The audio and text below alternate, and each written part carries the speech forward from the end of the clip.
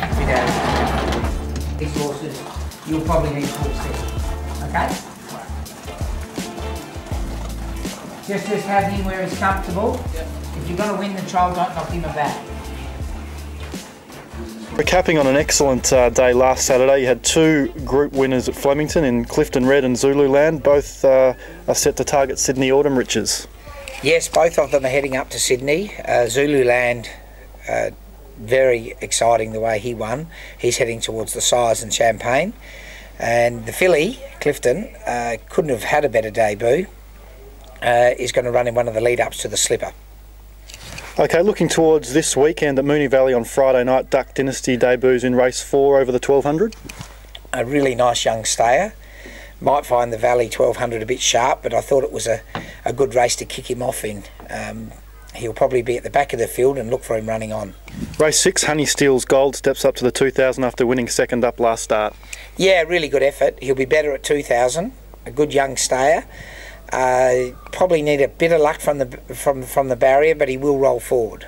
Big day at Bendigo on Saturday, kicking off in race 1 over the 1100 with Beyond Infinity, who's 16-1.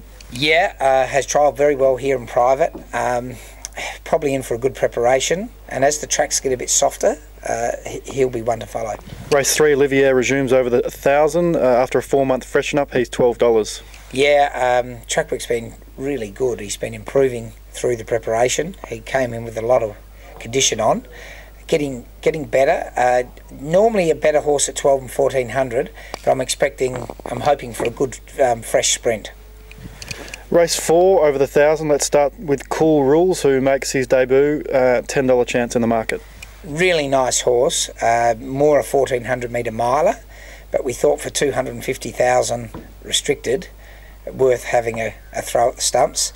I expect him to get back in the field and be working home late.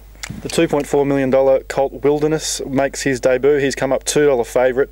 What are you expecting from him? Look, he's undefeated in his trials. The stable holds him in very high regard, and he's a horse. He's a lazy horse, but what he does is when you push him, especially with the blinkers on, he really sticks his neck out and quickens. He did that at Canterbury, and I'm hoping and expecting him to do the same here at Bendigo on this lovely big track. In race 5, Rawnak gets to a more suitable distance, the 1.5 miles. Yeah, we've been pouring the work into him. His first 2 runs I'd describe as disappointing, but it must be remembered with this horse, he couldn't win at Wagga Wagga in the lead up before the Derby, but he changes when he gets to a 1.5 miles. Race 7, the Yalumba Golden Mile. You won this race last year with Jetaway. Very open race on paper this year, where you have 2 chances, both of which are in the market around the $9 mark. The first is Bass Strait. Yeah, we just thought we'd bring him back in class. We were originally setting him for the Australian Cup, and I wasn't happy with his last run against the very best. I think he's going very well, and I'm expecting him to step up. He's ideally drawn. And Spillway makes his Australian debut. Yeah, he's a promising English horse who's worked very well in private. Barrier 15, he'll probably get back a long way, but look for him running on. Jetaway did a similar thing last year. Hopefully he can finish as good as Jetaway. Race 8, the Bendigo Guineas sees Gracious Prospect come up a $26 shot over the 1400. Yeah, what a race. It's a really competitive, hard race. We have no choice but to roll forward from the wide barrier. I think he'll go better than his odds suggest. The 9th on the card is the mile. Slade de Surrey resumes and is second favourite at $6. Yes, this horse won first up last time. He's probably bigger and a bit better than the first prep. It is a harder race. Should get a beautiful run, and I think you'll like Bendigo. He's a horse to follow though, because it's probably a bit on the short side. And in Sydney you did accept with Tortine in the Group 2 Sweet Embrace, but unlikely to run?